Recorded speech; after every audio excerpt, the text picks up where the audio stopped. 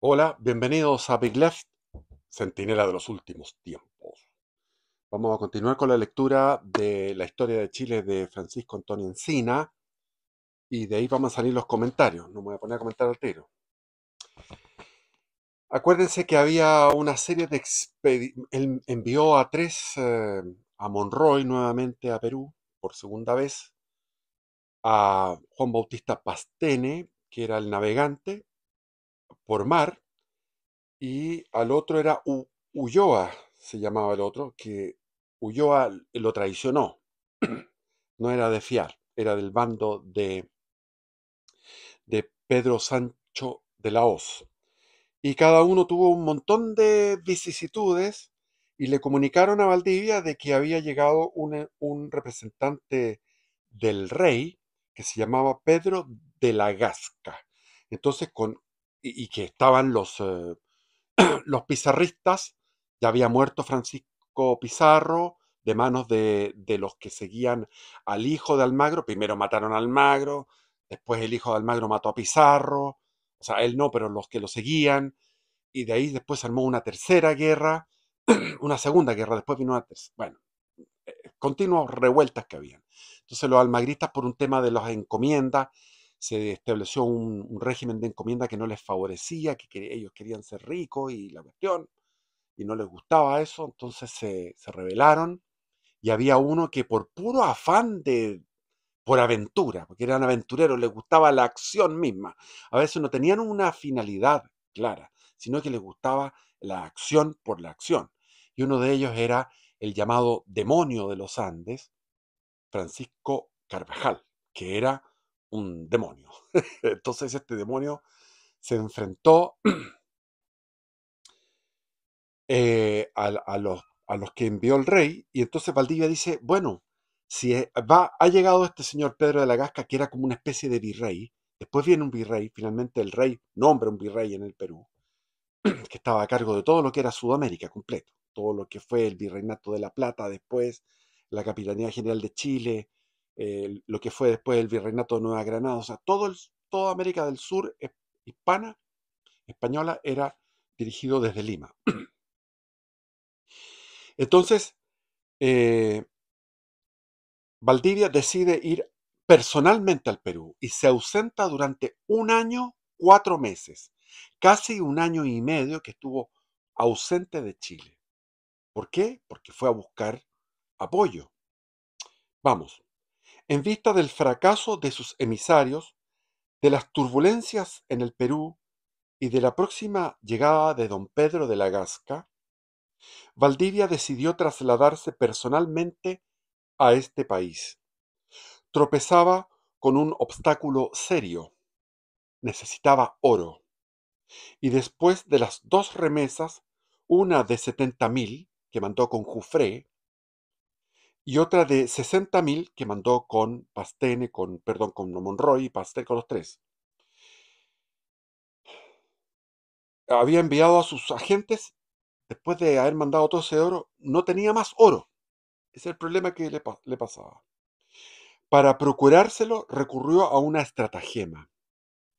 Hizo venir el barco, el navío, el pequeño navío de Juan Bautista Pastene, que estaba en Coquimbo, lo hizo retornar a Valparaíso y anunció que Alderete y Villagra, en Santiago se anunció que Alderete y Villagra irían a Perú a buscar gente, y autorizó para que saliesen de Chile a los que lo deseaban, mediante un pago de una tasa moderada. Es decir, dijo, usted quiere salir de Chile, págueme este oro. Y usted quiere irse con oro, lleve su oro. Unos 16 pobladores se apresuraron a aprovechar la licencia de los 190 que había ahora en Chile españoles. De los 190, unos 16 dijeron, nos vamos de aquí, vámonos de aquí. Tenían ya acumulado una cierta cantidad de oro. Unos para regresar a España, los menos querían regresar a España, y los más para ir a Perú y volver con mercaderías y dedicarse al comercio. Cuando ya estaban a bordo de la embarcación que se llamaba Santiago, con sus caudales, con su oro, el gobernador Pedro de Valdivia los invitó a una comida de despedida en Valparaíso. En ese momento Valparaíso era una sola casa, una vivienda de adobe, que era una vivienda que tenía comedor, distintas habitaciones, que era como una especie de hotel de la época, y había una almacén. Eso era todo lo que había, eso era lo que era Valparaíso. Y se hicieron un asado de despedida, tomaron, no tenían vinito en realidad, no hay que imaginárselo tan terrible, tan tremendo. No tenían vinito, pero se tomaron, o sea, qué sé yo, hicieron una fiestoca. Y en el momento en que estaban todos animosos, celebrando, Pedro Valdivia se fue como que iba para el baño y se fue a la playa, porque Valparaíso era una playa blanca, no había puerto, había una playa, y en esa playa tomó el bote y se fue al barco, al navío. Cuando ya estaban a bordo, perdón, el gobernador entonces les invitó a una comida de despedida a donde se había trasladado con el pretexto de despachar la nave. Y mientras quedaban en tierra, registrando el oro que cada uno llevaba, se escurrió, tomó el bote y ganó el barco. O sea, se fue al barco. Pero el oro ya estaba en el barco, que hay un error. La rabia y la desesperación de los burlados no conoció límites. Le gritaron todo tipo de insultos en la playa hacia el barco y ahí se creó el dicho antiguo, es tan antiguo el dicho en Chile de Pedro Urdemales. Era Pedro de Valdivia, le pusieron Pedro Urde, que urdía males. Pedro Urdemales viene de esa tan antigua data. Uno de los despojados intentó sin éxito alcanzar el bote que lo conducía a bordo. El escribano Juan Pinel, que se dirigía a España, a Granada, llevando para establecer a sus hijas, o hijas mestizas, tenía un corto caudal, penosamente amansado, se volvió loco y se fue nadando hacia el río, hacia el barco. Una trompeta se puso a cantar un antiguo romance, Cata el lobo do Juanica, y todos estaban llorando de desesperación y de rabia, y rompió su instrumento, el único bien que le quedaba. Valdivia declaró después que llevó a Perú 100.000 castellanos, o sea, 100.000 pesos castellanos, 40.000 del oro apropiado y 60.000 entre lo propio y lo tomado en préstamo. De la información levantada por Pedro Lagasca, se desprende que lo apropiado llegó a 60.000 pesos. Estaba mintiendo ahí Pedro de Valdivia. Mandó a tierra a Francisco de Villagra a recoger el inventario que se había hecho del oro, lo confrontó con la existencia que había en el barco y le ordenó pagarlo con el producto de los lavaderos que le pertenecían. Él se comprometió y firmó en el barco documentos, pagarés, donde Pedro Valdivia dijo, yo no lo he, les mandó una carta, les dijo, miren, yo tengo que irme a Perú con el oro, ustedes no, ustedes fueron engañados, es cierto, pero yo les voy a devolver el oro con mis propiedades con la explotación que va a haber mientras yo esté ausente, porque dejó gente trabajando en su lavadero. Entonces, con mi oro, ustedes van a ser pagados porque esto lo tomo como préstamo. Valdivia había resuelto dejar a Francisco de Villagra como gobernador interino, como suplente. Este, después de recibir instrucciones, se dirigió a Santiago, acompañado por Juan de Cárdenas, el secretario de Valdivia. El cabildo se reunió en la tarde del 7 de diciembre de 1547 y acordó prestarle obediencia hasta que Valdivia volviera, o su majestad fuese servido de mandar otra cosa. Villagra no había tropezado con resistencias oficiales, pero entre los pobladores tomó rápido cuerpo una peligrosa agitación. todo el mundo estaba enojado con Valdivia, consideraron que él había actuado de forma poco decente. Numerosos individuos, especialmente los perjudicados por la reforma de las encomiendas, recuerden que de 70 encomiendas se había dejado al final 32, o sea, quedaron muchos fuera de la repartición de tierras. Las tierras que estaban y entre el Choapa y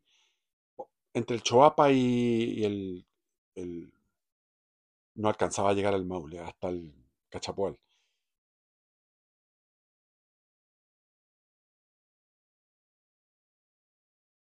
Se habló de ir a Valparaíso y de echar a pique el barco en que permanecía Valdivia.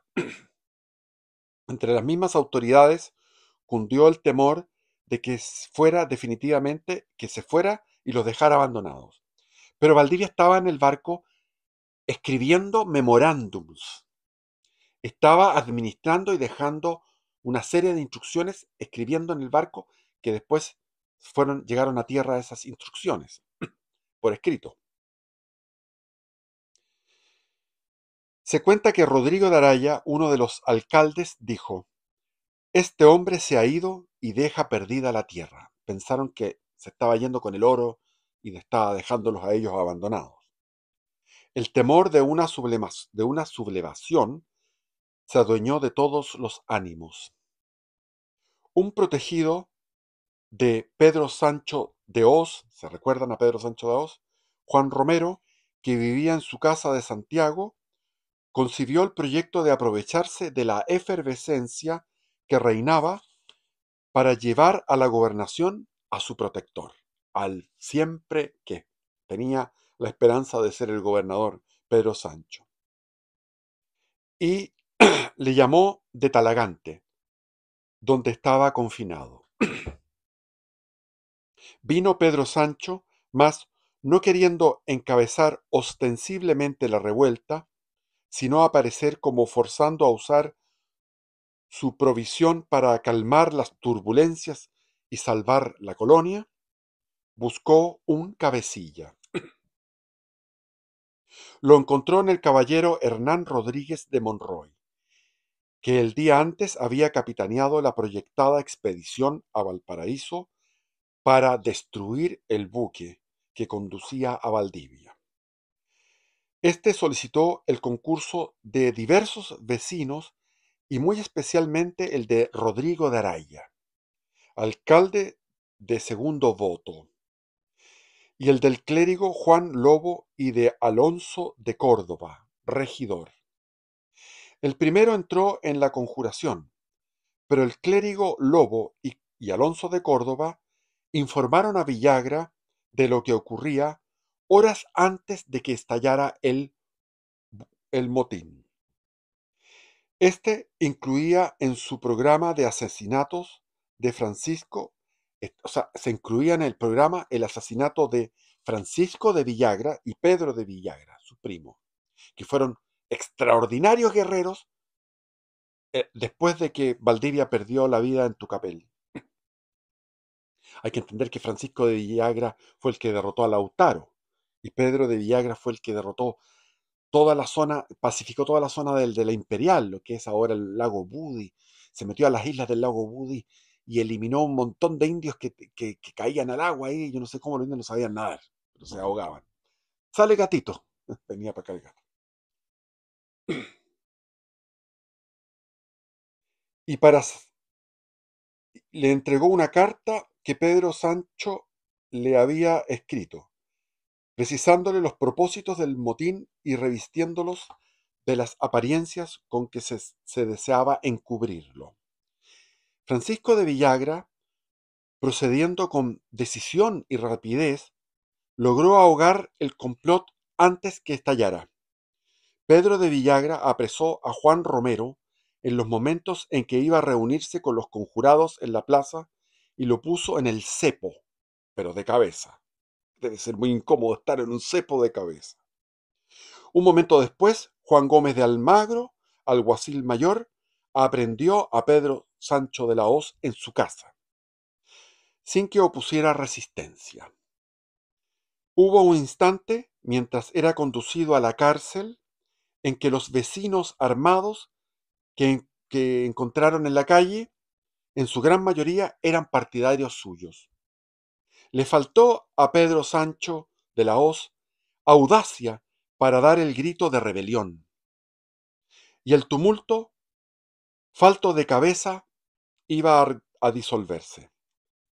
Mas Villagra y los acompañantes que habían conducido a Pedro Sancho a la casa de Francisco de Aguirre, por ser casa fuerte, era una casa con mucha muralla, no se sentían seguros de dominar la situación. Se le mostró al reo la carta escrita a Rodríguez, en presencia del escribano, y en cuanto la reconoció, Villagra ordenó certificar el hecho y proceder a decapitar a Pedro Sancho de la Hoz. Por fin, después del cuarto intento, cuarto complot,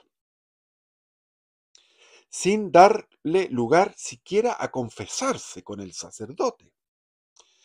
En la plaza se habían reunido buena parte de los habitantes de Santiago. Los defensores del orden no bajaban de 30 hombres armados. Es difícil precisar el de los conjurados, porque pronto se eclipsaron. Los demás eran curiosos. Todos miraban ansiosamente hacia la casa de Francisco de Aguirre, situada en la esquina norte de las calles Estado y de la Merced, con frente a la plaza de armas. Cuando la tensión de los ánimos se hacía más aguda, salió el soldado Cordero diciendo: Dios le perdone. Enseguida asomó un negro, uno de los negros, llevando la cabeza de Pedro Sancho, y poco después otros negros conducían el cuerpo decapitado a la plaza. Los depositaron al pie del rollo o picota de la plaza, que era el lugar de la justicia. Al mismo tiempo, el pregonero gritaba, abre comillas, esta es la justicia que manda hacer su majestad, y en su real nombre el magnífico señor Francisco de Villagra, teniente de capitán general, en nombre de su majestad y del muy magnífico señor Pedro de Valdivia, electo gobernador y capitán general de estos mismos reinos de la Nueva Extremadura. A este hombre, por traidor y amotinador contra el real servicio de su majestad, mandóle cortar la cabeza por ello, y con él, y porque a él sea castigo y a otros de escarmiento. Quien tal hizo, que tal pague. Eso fue lo que dijo el pregonero. Aprovechando el estupor general, Villagra habló desde la ventana a los hombres reunidos en la plaza y les recomendó irse a sus casas, diciéndoles que no quería saber más de lo sabido, porque lo que lo hizo ha, ha sido causa de ello, perdón, a ver, porque el que lo hizo y ha sido causa de ello ya lo ha pagado. A veces el idioma español tiene como muchas palabras pequeñas y ahí, ¡pum! Esto ocurría en la tarde del 8 de diciembre, un día después de subir Villagra al gobierno. Al día siguiente, Juan Romero colgaba de la horca. El otro fue colgado de la horca. Había delatado a todos los comprometidos, buscando ser perdonado. Y tal fue la impresión que sus revelaciones hicieron en la conciencia de Francisco de Villagra, que no quiso seguirle oyendo. Cuando Francisco de Aguirre le preguntó por la extensión del complot, el gobernador interino, el gobernador suplente, le contestó. Francisco de Villagra le contestó a Francisco de Aguirre: son tantos los culpables en la conjuración que no hay para qué tratar de ello. Mejor disimular. Son tantos los culpables en la conjuración que no hay para qué hablar de ello, sino disimular. hacerse el huevón, como se dice en Chile. La impresión causada por estas ejecuciones atemorizó a la mayoría de los descontentos, afianzando la autoridad de Villagra. Valdivia, que estaba aún anclado en este bergantín en la bahía de Valparaíso, llamado Santiago, supo el día 9, a Matacaballo le fueron a avisar, el día 9 supo del ajusticiamiento de Pedro Sancho de la Hoz y le contrarió mucho. Comprendió que iba a tener repercusiones y que se iba a tomar pie de este ajusticiamiento para acusarle en la corte. Pero ya nada se podía hacer.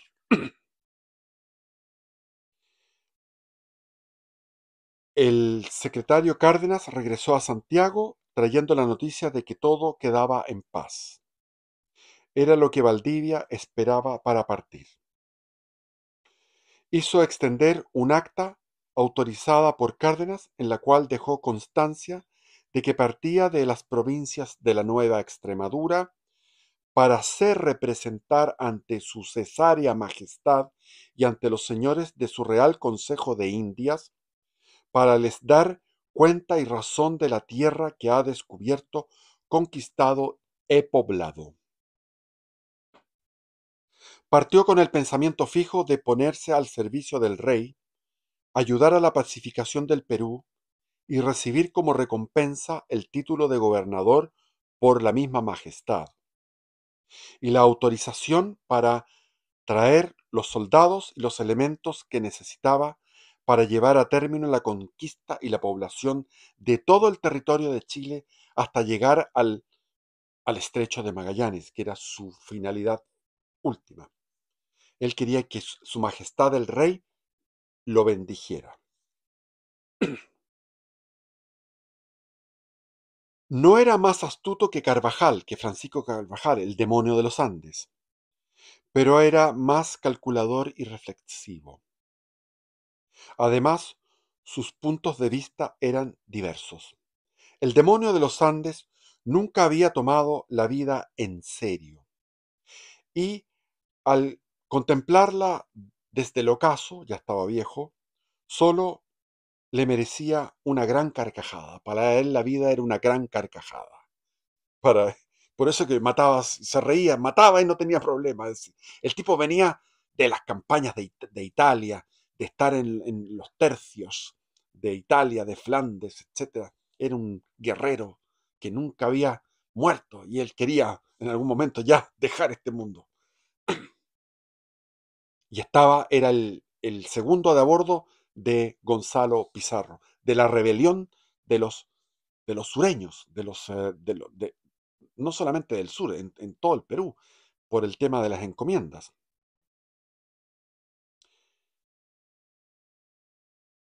El dominio del mar los pusiera en pie a él y a Pizarro. O sea, lo que él quería era mantener el dominio del mar y eso es lo que tenían Pizarro, Gonzalo Pizarro y Francisco Carvajal tenían el dominio del mar. Decía que a 1000 años, a pesar de reyes y aún de papas, o de su cabeza rodaba al otro día en el cadalso, le era indiferente. O sea, él decía, que vengan 1000 reyes y 1000 papas, nosotros vamos a gobernar en el Perú. Era una declaración de independencia. Teniendo los navíos, ellos podían rechazar cualquier iniciativa que viniese de la corona. Era la audiencia, era era la audacia de la aventura, y no su resultado, lo que le había metido en ella. Francisco Carvajal. Valdivia comprendía que el desenlace de la revuelta no era dudoso.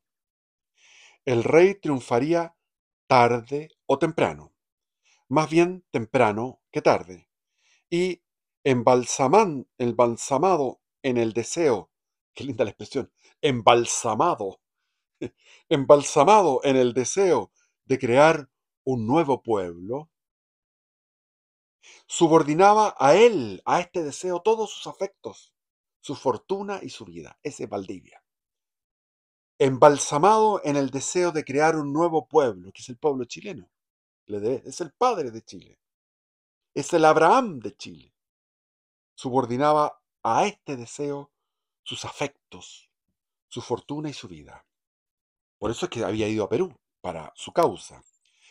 El Santiago, el navío, desplegó sus velas el 13 de diciembre de 1547.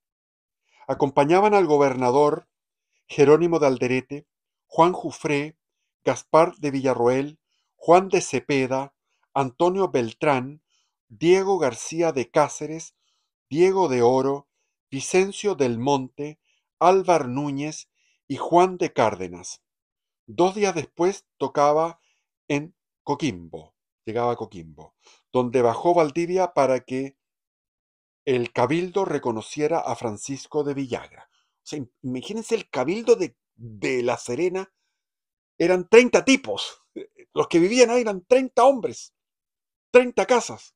El cabildo tenía que proclamar como gobernador interino o suplente a Francisco de Villagra.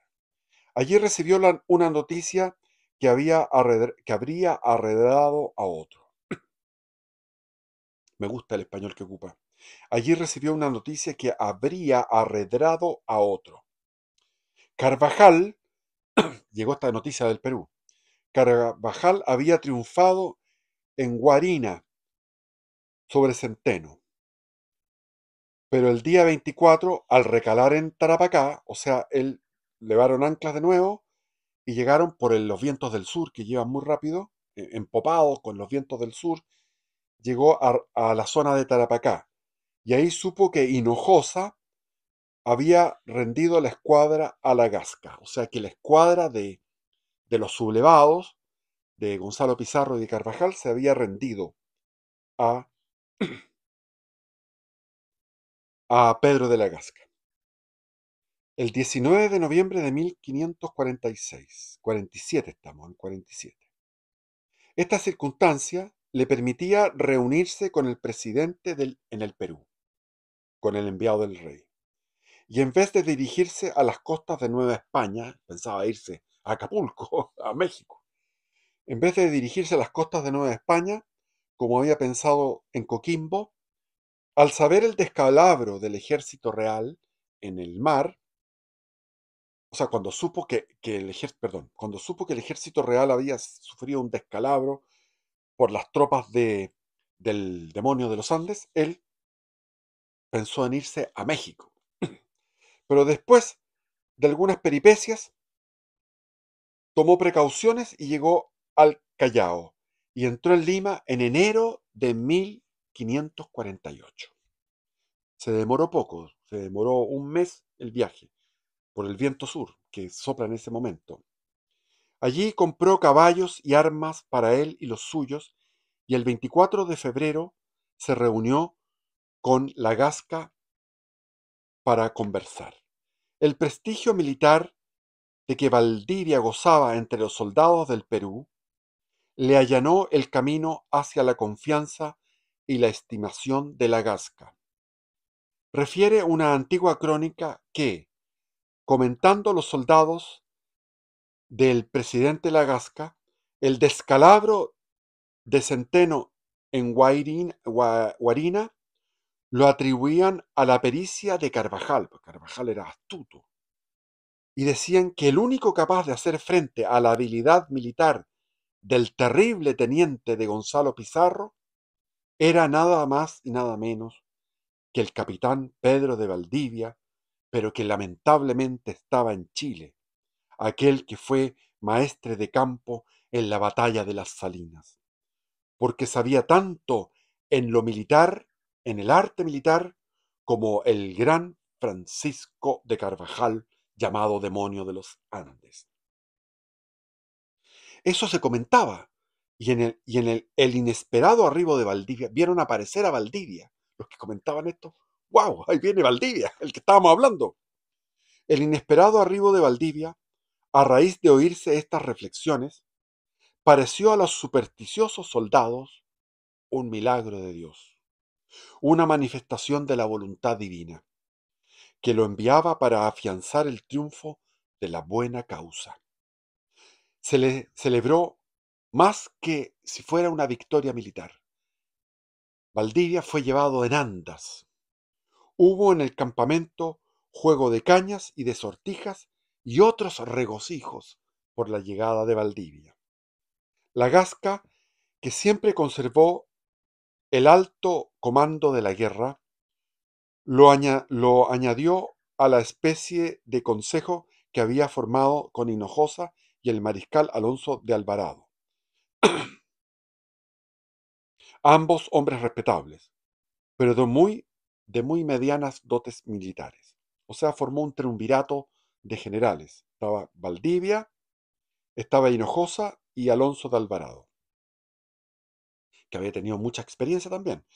Valdivia los excedía con mucho en aptitudes militares y fue en realidad muy útil para la Gasca. Afirma Valdivia que él tendió la línea de batalla en Sarahuamán.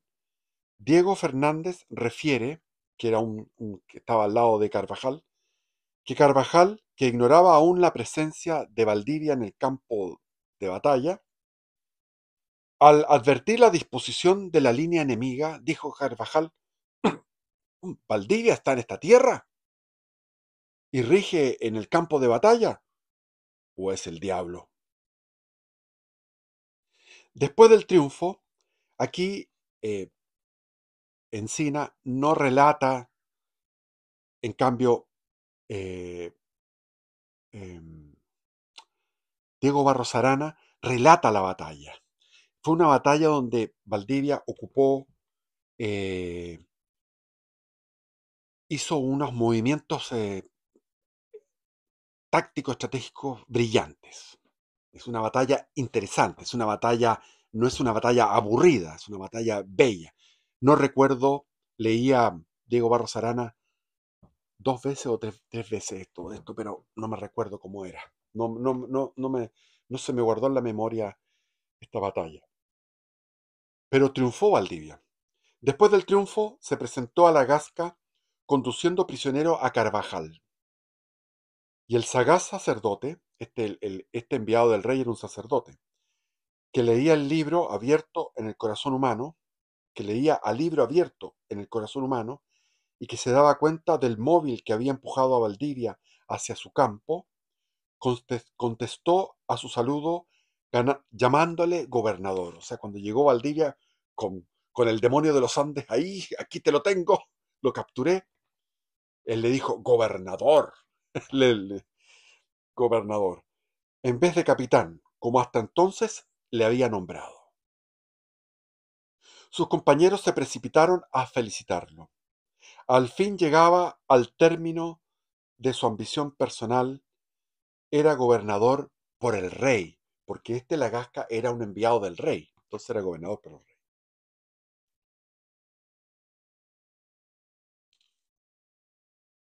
Entre los emisarios que Lagasca despachó en todas direcciones para provocar la sumisión pacífica a la autoridad del rey, figura Juan de Ávalos Jufré, el último de los agentes que Valdivia enviara al Perú. Se había presentado al presidente en Cajamarca y éste le despachó a Chile con cartas para Valdivia y para el Cabildo. La rebelión de Pizarro no había encontrado eco en Chile, así es que las comunicaciones de la Gasca provocaron gran entusiasmo, porque llegaron con cartas a Chile. Dice Luis de Toledo que se leyeron y pregonaron en la plaza pública y se obedecieron con mucho contentamiento, y tanto que caballeros que allí estaban dijeron que ellos habían de ser los pregoneros por ser cosa de nuestro rey y no de pregonero común, y anduvieron de noche y de día apellidando viva el rey. Pero corrieron los meses y no se tuvo más noticias del Perú ni de Valdivia. O sea, esta fue una noticia antes de que llegara Valdivia, la noticia que envió Pedro de la Gasca a, a Santiago a través de Juan Jufré. ¿Ah? Ya.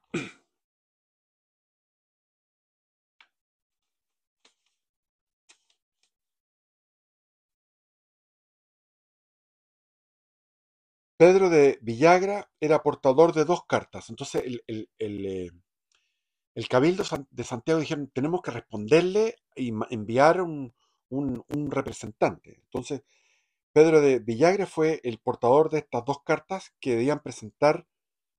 debía presentar en Lima, según la suerte que Valdivia hubiera corrido. En la primera, el Cabildo pedía que se hiciese volver a Valdivia a tomar el mando de Chile cuanto antes, porque si se detuviese sería en mucho daño y perjuicio nuestro y de todos los que estábamos en servicio de su majestad por estar esperando cada día a ser gratificados por él de nuestros trabajos y gastos que en la conquista de esta tierra hemos hecho. O sea, era un líder tremendo. Querían que volviera a Valdivia de todas maneras.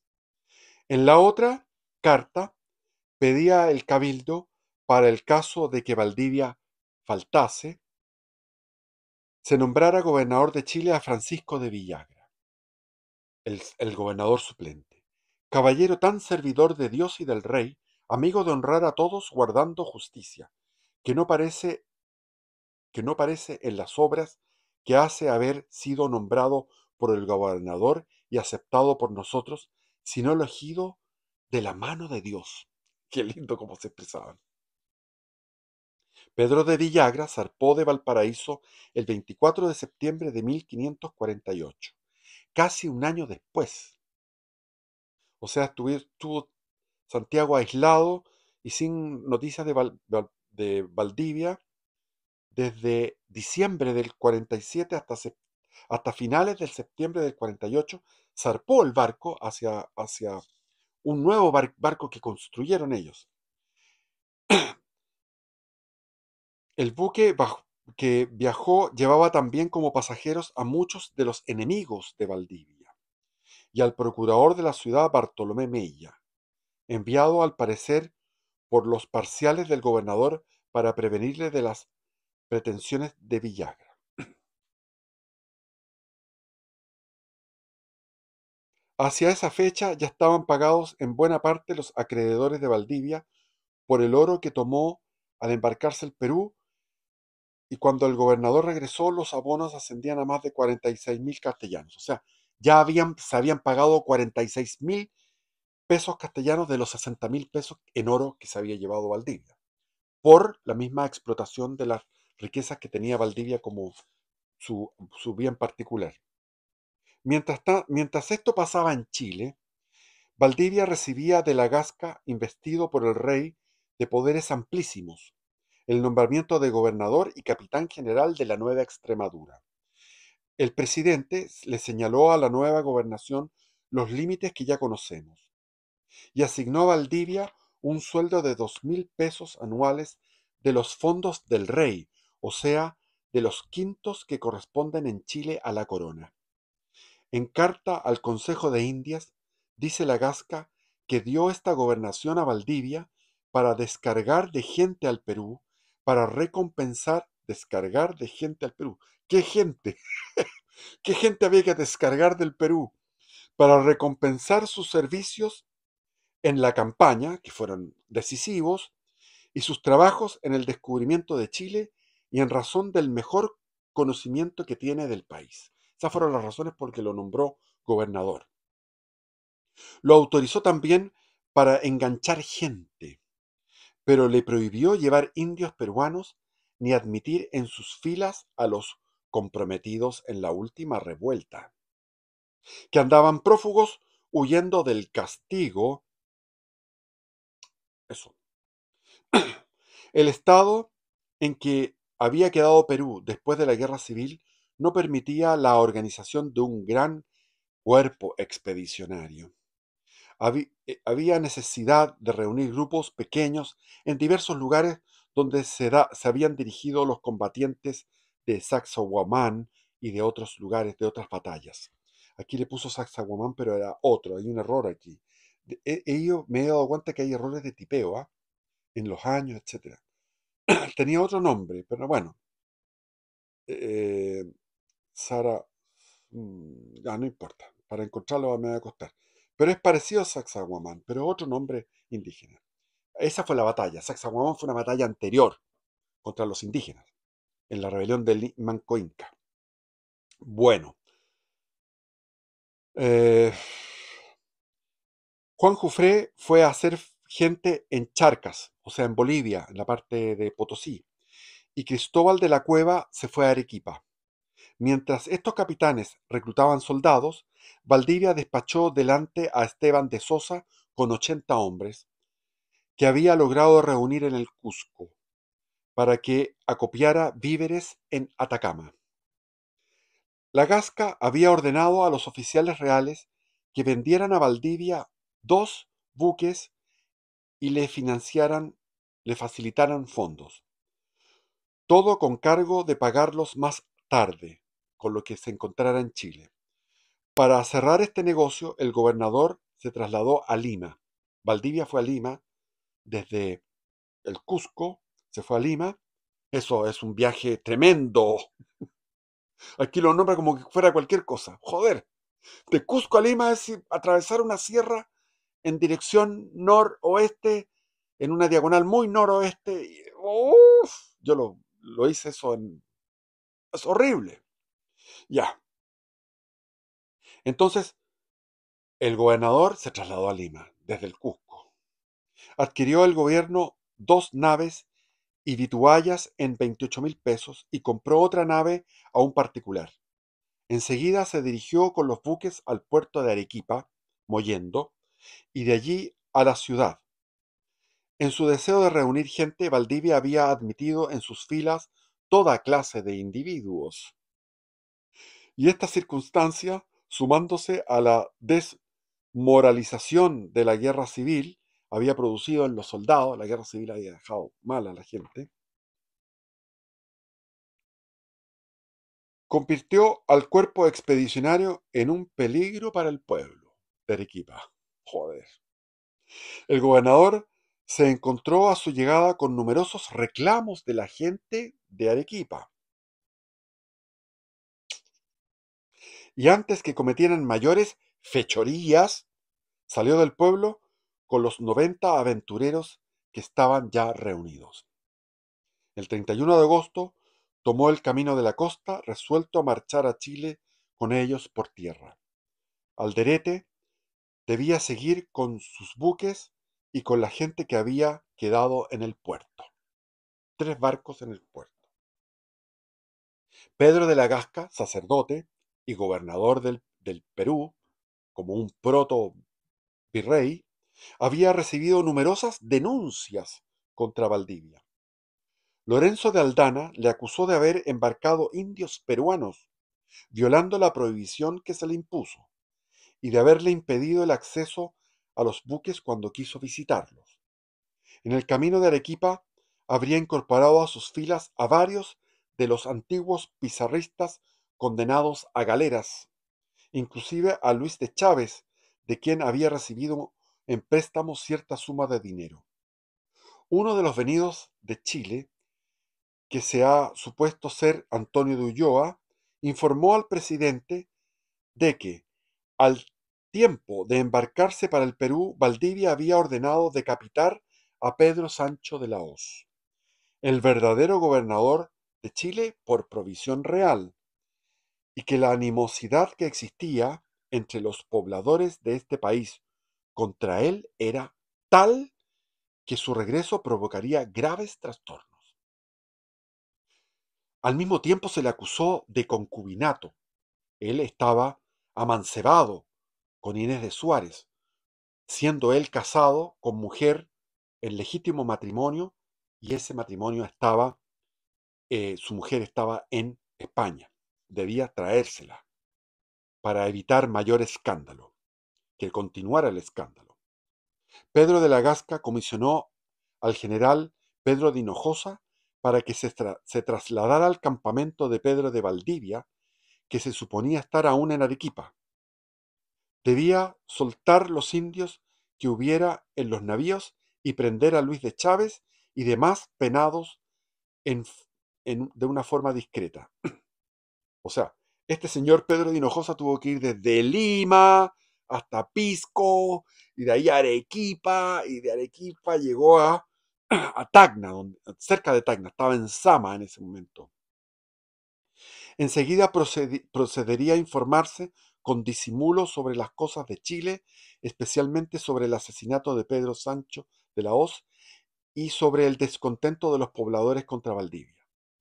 Si resultaran ser ciertas las denuncias, procuraría hacerle volver para que compareciera ante el presidente y ante la Real Audiencia a dar cuenta, dejando la expedición al mando provisorio de Juan de Sandoval o de alguno de los capitanes que le señaló en defecto del primero. Para el cumplimiento de esta misión, la Gasca le dio provisiones firmadas en blanco. Hinojosa salió y tuvo que recorrer todos esos desiertos, como 1000 kilómetros de desiertos, para ir a aprender a tomar preso a Valdivia. Llegó a Arequipa. Según la Gasca, el general, después de oír a los antiguos habitantes en Chile que iban en la expedición, se convenció de que algunas de las denuncias eran exactas y le pidió a Valdivia que volviera a Lima para justificarse. A juzgar por lo que después ocurrió, éste habría rehusado hacerlo. Le mandó antes una carta a Valdivia y Valdivia dijo, Valdivia se excusó, dijo yo, o sea, no tengo por qué ir a rendir cuentas de estos chismes, estos fucking chismes. Entonces Valdivia iba hacia Chile. A juzgar por lo que después ocurrió, este había rehusado hacerlo, no solo por el retardo, sino también por el temor de que su ausencia, tenía miedo Valdivia de que su ausencia por mucho tiempo en el campamento de sus hombres, de sus soldados, iba a haber disolución de la tropa que tenía, porque eran pura gente aventurera, díscola. Entonces, hasta este momento no había hecho valer Hinojosa sus provisiones. Valdivia, al imponerse de ellas, le manifestó su resolución de venir voluntariamente, diciéndole que podría haberse ahorrado molestias, notificándolo antes, pues él era un simple criado de su majestad y no había que perder lo servido. El propio Valdivia contribuyó a calmar a los suyos, porque estaban todos diciendo, bueno, ¿cómo es la cosa? Ahora vamos para Chile, tengo 90 hombres, estamos en el valle de Sama, donde se había alojado el ejército chileno antes de la batalla de Tacna, o sea, estamos a una jornada de Tacna, lejos, y la gente estaba enfurecida, pero Valdivia se puso tranquilo y dijo, vamos, vuelvo a Lima. El 20 de octubre Hinojosa llegaba con Valdivia a Lima. ¿Había pasado algo en las fechas? ¿Dónde están las fechas? No hay fecha aquí. No, bueno. Quería ver cuánto se demoraron. La Gasca, complacido de su obediencia, lo recibió bien y lo puso en libertad. Le quitó los grilletes. Con los datos de Hinojosa, empezó a hacer una indagación secreta sobre 5 puntos. Primero, el estado en que dejó Valdivia la tierra de Chile. Segundo, su participación en la muerte de Pedro Sancho de la Hoz y los antecedentes de este hecho. Tercero, si era o no efectivo que Valdivia se había embarcado con la intención de ayudar a Gonzalo Pizarro. Y después se cambió de bando. Había que investigar eso. Y quinto, ¿cuál era el alcance de las provisiones de Sancho de la Hoz? Y si era o no conveniente que volviera Valdivia a Chile. Si era conveniente, pues si volvía a Valdivia iba a haber un tumulto, según lo que decían los enemigos de Valdivia que habían llegado vía marítima al Callao y iban a despotricar y a despellejar a Valdivia. Las declaraciones de 11 testigos que escogió la Gasca, entre los que parecieron más honrados y verídicos, fueron en su gran mayoría favorables a Valdivia. Pero el 24 de octubre, 4 días después de llegar Hinojosa y Valdivia, anclaba en el Callao la fragata que conducía Pedro de Villagra, el apoderado del Cabildo, y varios enemigos de Valdivia, que se iban de Chile. recibió la Gasca la solicitud del Cabildo de Santiago, que pedía a Valdivia por gobernador varias cartas en las cuales se le recomendaba un traslado asignado de la provisión que tuvo Pedro Sancho para descubrir de la otra parte del estrecho de Magallanes e islas de aquella comarca. Los enemigos de Valdivia, alentados por su prisión, Valdivia había vuelto a la prisión, se presentaron al presidente a exponerle sus quejas y a pedir que no volviese a Chile. Uno de ellos se presentó el 28 de octubre, un memorial que contenía 57 capítulos de acusación. El sagaz y cauteloso anciano de la Gasca empezó por esclarecer quiénes eran los autores del memorial anónimo, para impedir que actuaran como acusadores y como testigos. Y una vez que supo que eran Hernán Rodríguez de Monroy, Diego de Céspedes, Francisco de Rabona, Antonio de Ulloa, Gabriel de la Cruz, Antonio Trabajano, Antonio Zapata y Lope de Landa, el día 29 de octubre dio copia de él a Valdivia para que alegase sus descargos. Valdivia tenía que hacer un discurso diciendo sus descargos. Oyó las declaraciones de dos de los acusadores, Hernán Rodríguez y Lope de Landa, y de Pedro de Villagra, en lo relativo al contenido de las provisiones de Pedro Sancho de la Hoz. Pedro de Villagra era un tipo que era de Valdivia, pero él tenía que hablar sobre el tema de lo que, las provisiones de lo que le correspondía a Pedro Sancho de la Hoz. Y las de Luis de Toledo, Gregorio de Castañeda, otros testigos, Diego García de Villalón y Diego García de Cáceres, sobre los cargos del memorial.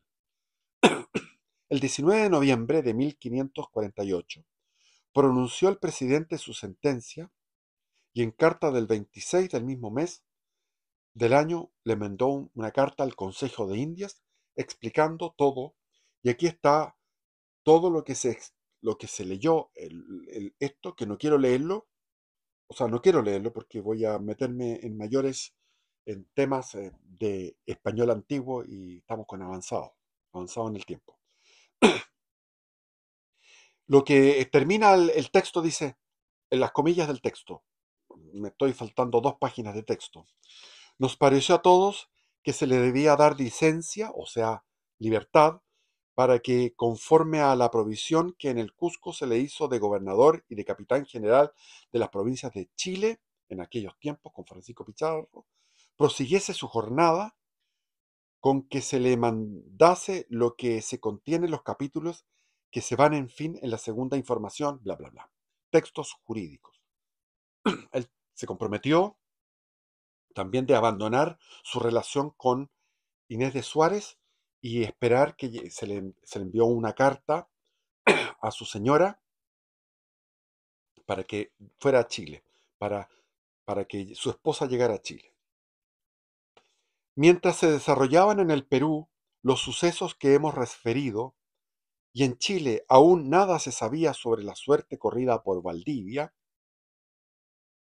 llegó a Santiago un anuncio de Alonso de Escobar, comisionado por Villagra para vigilar el desierto, de que habían llegado españoles a Copiapó. El gobernador interino creyó que se trataba de los revolucionarios peruanos que venían huyendo hacia Chile y salió personalmente a su encuentro.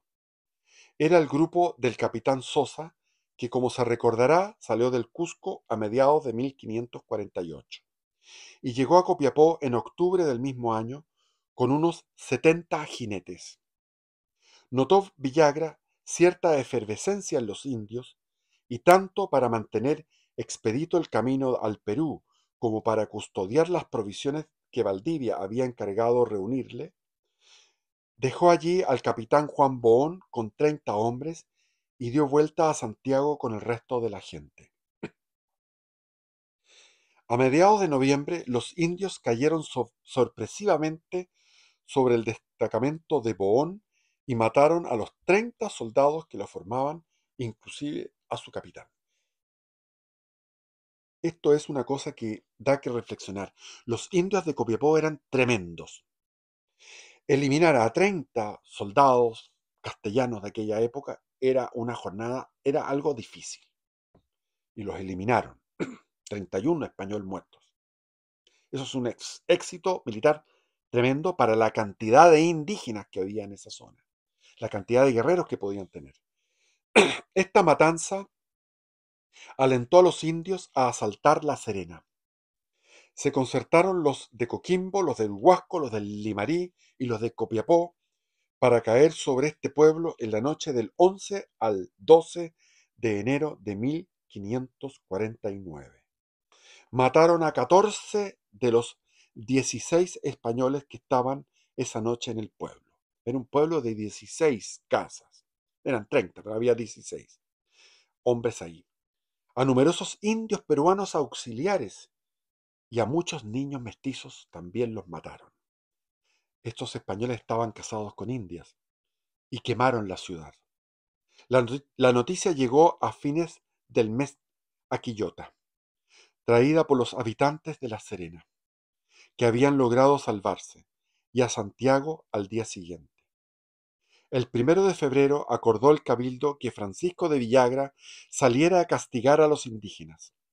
El gobernador partió con 60 hombres, la mitad por mar y la mitad por tierra, y 200 indios auxiliares.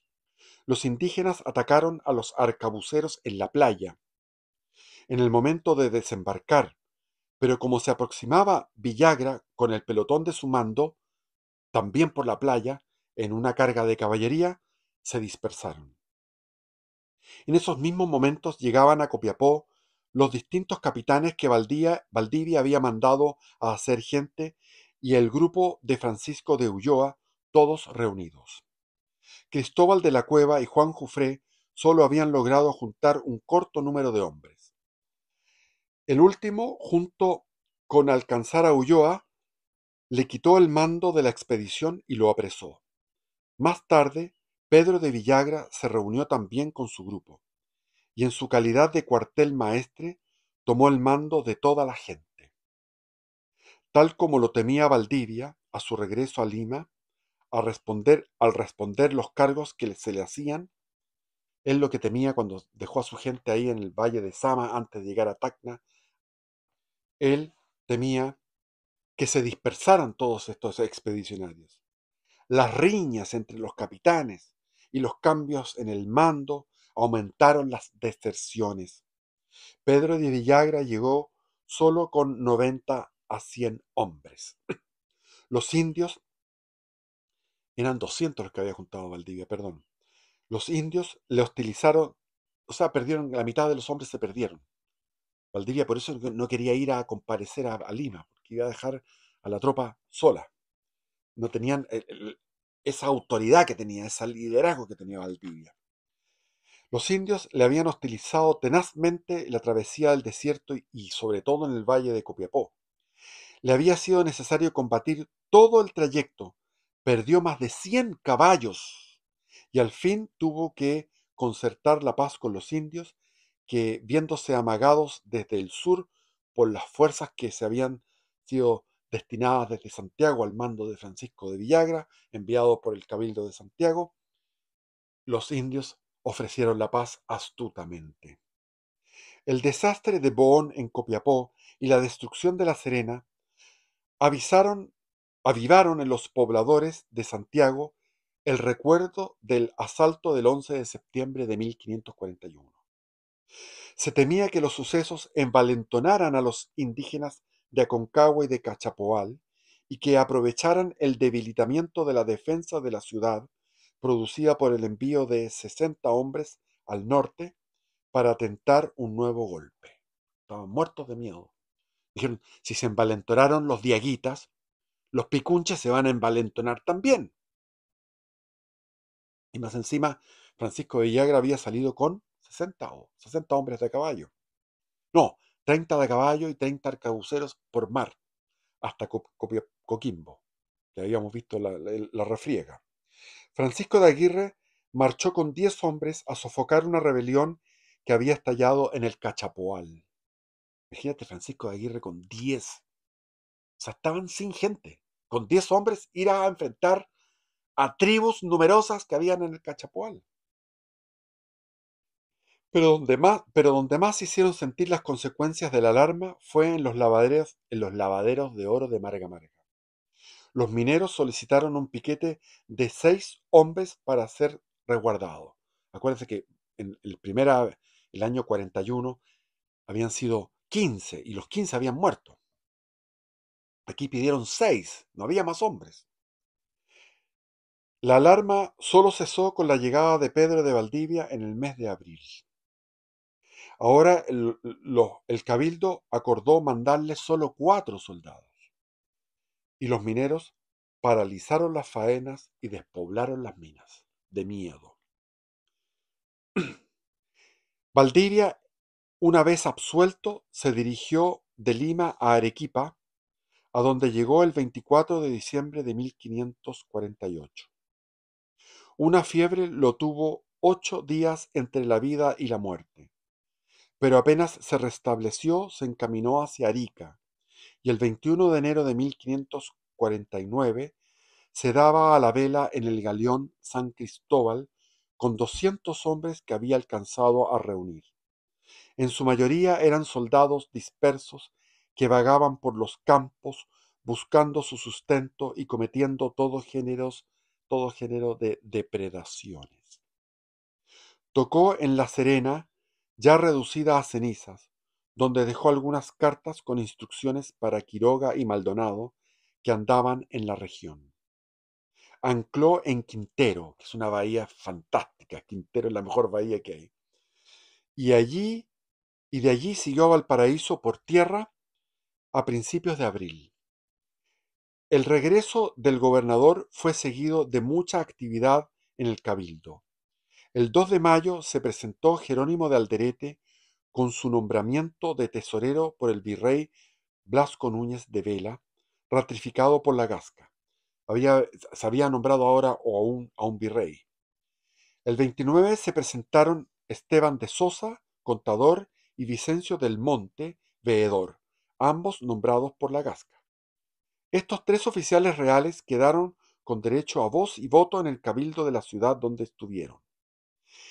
Por fin, después de una larga discusión sobre los términos del juramento del gobernador, este se verificó el 20 de julio de 1549. Valdivia llegó en abril y el 20 de julio de 1549 juró como gobernador, nombrado por el rey en este caso.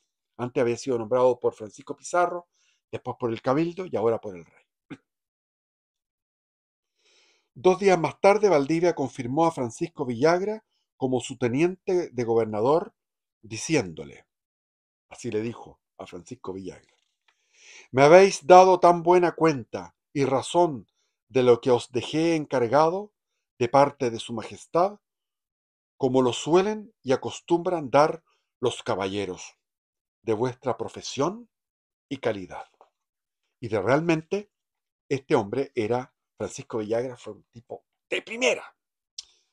El 20 de junio de 1549, Valdivia nombró a Francisco de Aguirre teniente de gobernador de la zona comprendida entre el Choapa y Atacama. El 20 de junio de ese año, nombró Valdivia a Francisco de Aguirre como teniente gobernador de la zona comprendida entre el Choapa y Atacama, o sea, todo lo que era el norte chico. Y después lo nombró de lo que es Tucumán, Salta. Todo eso era parte de la gobernación de Chile. Tucumán, Salta, Mendoza, todo eso no estaba fundado todavía. Hubo una expedición que mandó Valdivia hacia esa zona. Maldonado alcanzó a hacer algunos edificios. Espérate, me salté. Un mes más tarde amplió sus facultades autorizándolo para conceder encomiendas. Él podía conceder encomiendas. Entonces Francisco de Aguirre salió de Santiago con solo 5 soldados y 300 indios auxiliares, pero había en esa fecha en el norte alrededor de 50 españoles, procedentes de los grupos de Maldonado y de Pedro de Villagra. Maldonado alcanzó a rehacer algunos edificios y Pedro de Villagra pacificó la región de Copiapó al sur y pactó una tregua con los indios de más al norte. Los edificios de La Serena, se empezó a reconstruir La Serena. Sobre estas bases procedió Aguirre a fundar de nuevo la ciudad el 26 de agosto de 1549. Aguirre adoptó con los indios una política opuesta a la de Villagra. Les persiguió implacablemente y quemó aún a los que huían sin oponer resistencia. Afianzó la paz en el norte más que por el terror, por el exterminio. Era un tipo tremendo. En adelante, el camino del Perú quedó expedito. Decidió, dijo, Francisco de Aguirre dijo, hay que eliminar a estos carajos.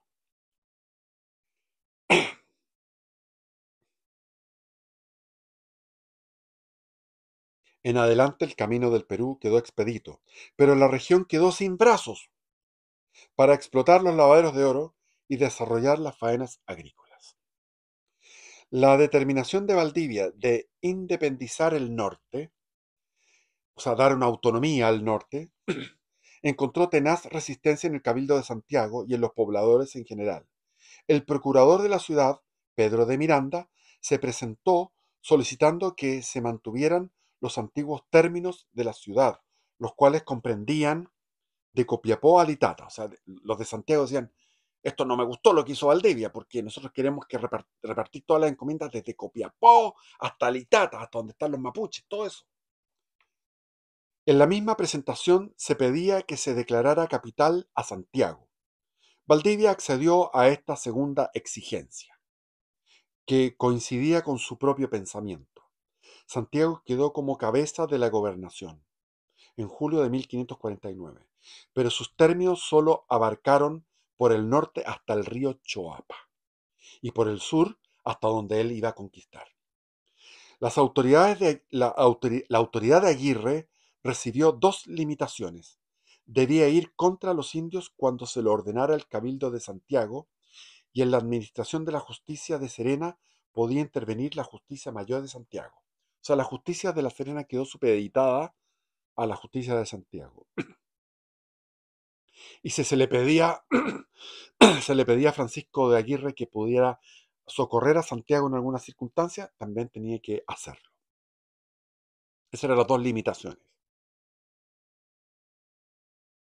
Parte de los pobladores de Santiago estaban impacientes por la conquista del sur de Chile.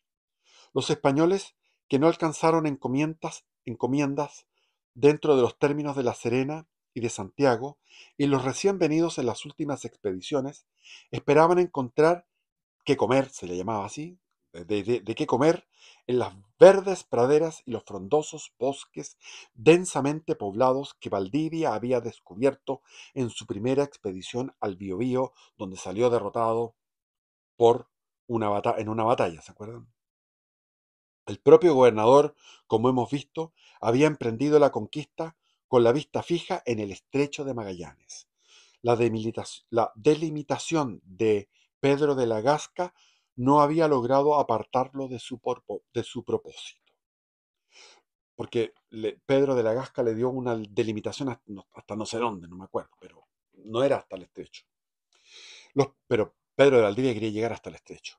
Los preparativos de la expedición estaban ya muy adelantados, cuando el 8 de septiembre de 1549 el caballo de Valdivia cayó mientras evolucionaba con sus soldados.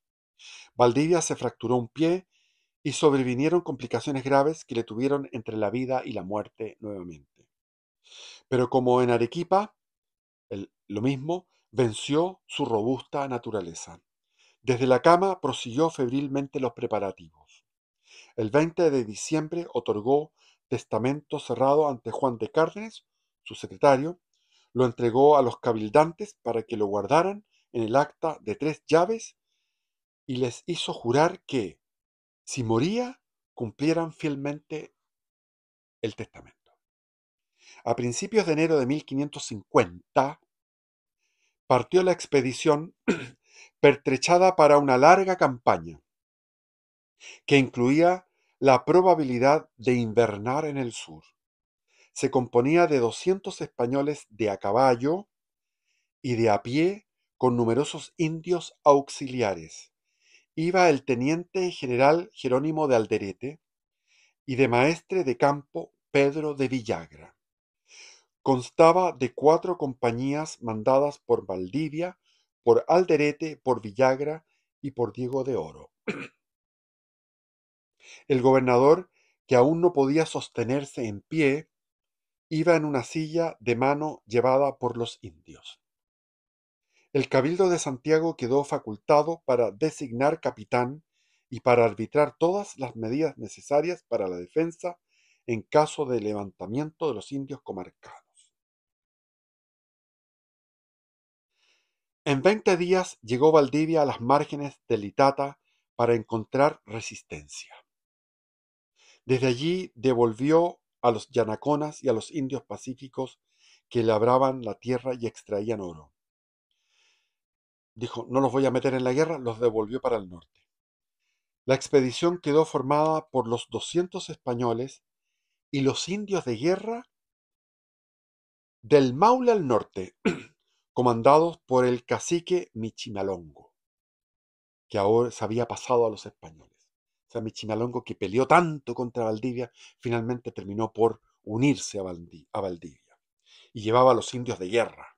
A los indios pacíficos los devolvió, porque llevaban cargamento, qué sé yo, pero los devolvió a trabajar al norte. Así va a empezar la guerra de Arauco. 40.000 guerreros mapuches van a luchar durante 3 siglos por el predominio y la supremacía, exactamente 333 años. Iban a luchar durante 333 años por el predominio y la supremacía contra el invasor español y sus descendientes, la República de Chile.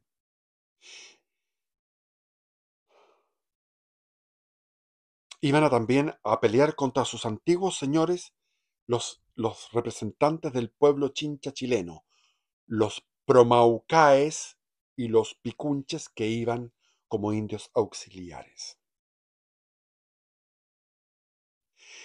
Esta guerra, dice, sin ejemplo y sin rival en cuanto a heroísmo, si se la considera en conjunto y no se mide por el número de los combatientes, sino por la pujanza y la gloria de los hechos de armas. Realmente, esta es la guerra más importante de la historia de la humanidad, no por el número de combatientes, sino por los hechos de armas, como fenómeno militar.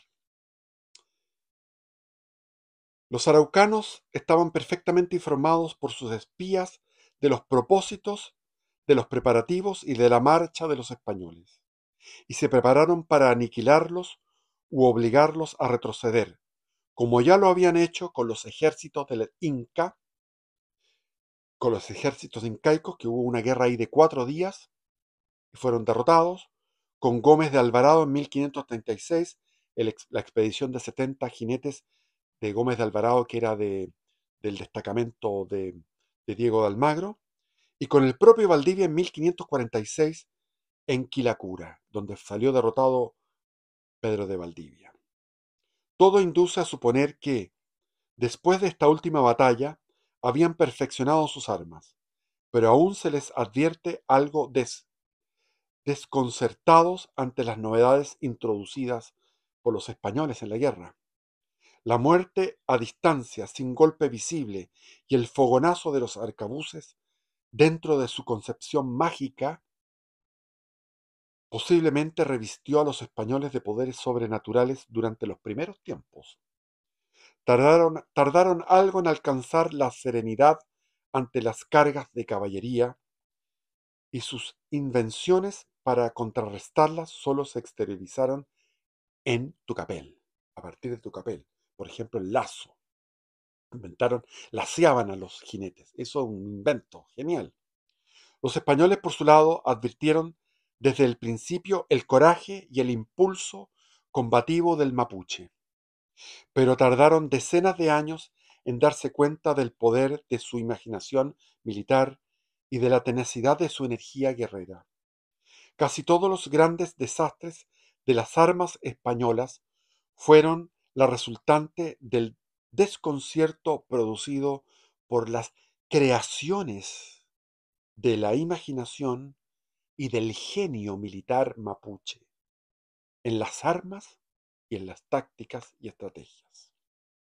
La elección del terreno y el combate por secciones escalonadas originaron el desastre de Tucapel y la invención del lazo en el de Marigüeño.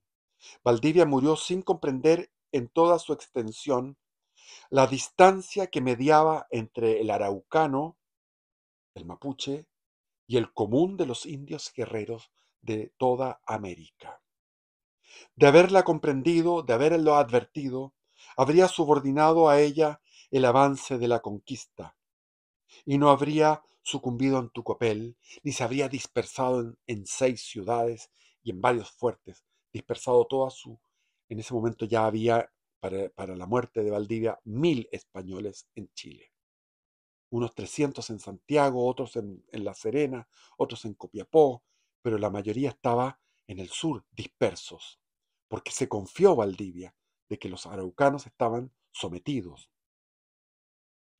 Pero los gobernadores y generales españoles recién llegados no prestaban crédito a los acertos de los antiguos soldados hasta que ellos mismos experimentaban en carne propia. Cuando llegaban los gobernadores con ideas nuevas, vamos a someter a estos indígenas, y los soldados que venían de la guerra le decían, esto es muy difícil. Los gobernadores no lo creían y terminaban derrotados. El íbero godo, el mejor soldado del mundo en el siglo XVI, mantuvo durante toda la lucha la superioridad aplastante de sus armas, de sus fuerzas físicas, resultado de la enorme desproporción de las tallas y del desarrollo mental, y la que surgía de las modalidades de su energía guerrera, forjada en 8 siglos peleando contra el invasor musulmán en la península ibérica. Pero su imaginación creadora, la imaginación creadora del español, se mostró inferior a la de su enemigo en el terreno de la táctica y de la estrategia. Inventó poco y casi siempre con retraso. Y continúa. Valdivia pudo montar a caballo en Itata, pero en el primer encuentro recio que se libró en el paso del Laja, mandó Pedro de Villagra, jefe de la vanguardia. Pedro de Villagra era el que hacía las cargas de caballería. Y ahí vienen las batallas, y comienza la guerra de Arauco y comienza la fundación de Concepción, etc. La segunda expedición de Juan Bautista Pastene, se fundó el fuerte de Arauco, Tucapel, el descubrimiento de los lavaderos de oro,